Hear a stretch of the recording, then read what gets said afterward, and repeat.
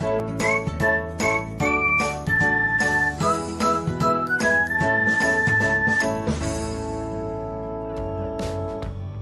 everyone, welcome back to another episode of Technologyglance.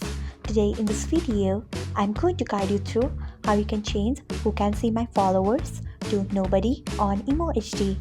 So let's get started. Firstly, open Emo HD app in your device. Then tap on your profile icon. Next tap on security and privacy. Then scroll until you find profile privacy. Then tap on it. After that, tap on who can see my followers. Then you can see the option of nobody. Tap on it. So this is how you can change who can see my followers to nobody on Emo HD. Thanks for watching. If you found this guide helpful, we would love it if you hit the thumbs up button below. We upload great new tech tutorials like this one every day, so do not forget to subscribe to our channel and hit the bell icon so that you'll never miss another update.